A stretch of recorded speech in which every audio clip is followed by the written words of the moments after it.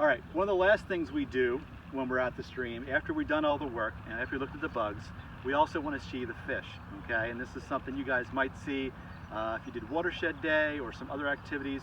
We've actually done fish shocking, and that's what we're going to be doing here, final piece of the puzzle.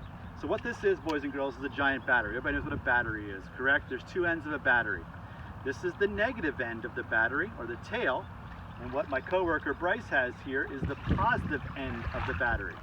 So what happens if you put a battery and a flashlight the wrong way? Does the flashlight work? This is the same kind of concept. So the tail needs to be in, and the positive end as well.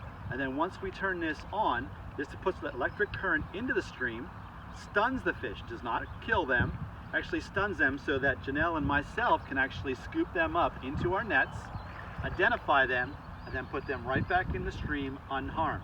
So it's a very scientific and biological way to look at the fish that might be living in this stream. We'll do this before the stream gets worked on, and then also after to see if there's any changes in that.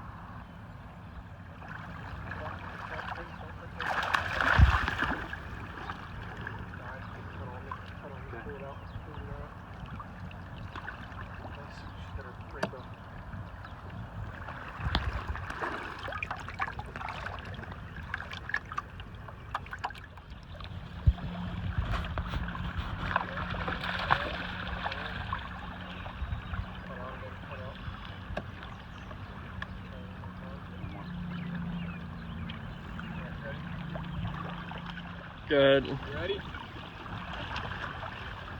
Oh gosh, I cut out real quick.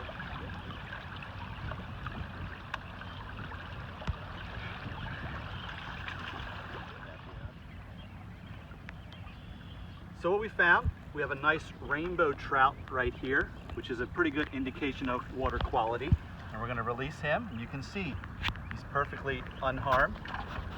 Another fish that we might find would be this.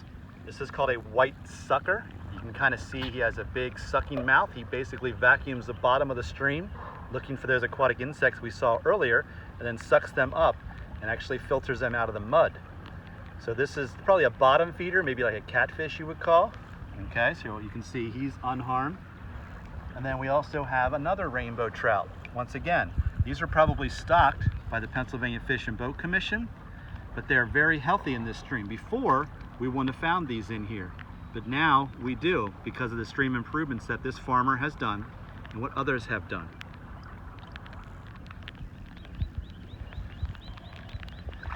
So, boys and girls, that's kind of a day in the life of a stream biologist. So some things that a stream biologist needs, they probably need to go to college. I went to college. You need to be good in science. You need to have a good science background, especially of living things. Math is also very important. We do a lot of math calculations to figure out how much water is going through here, those kind of things. We need a little bit about other things as well. We need to read quite a bit. We need to write quite a bit in regards to grants and other things we might do. So all of those things that you guys are learning in school can pertain to what a stream biologist might do on a regular basis. Okay? So thank you for spending your time with me.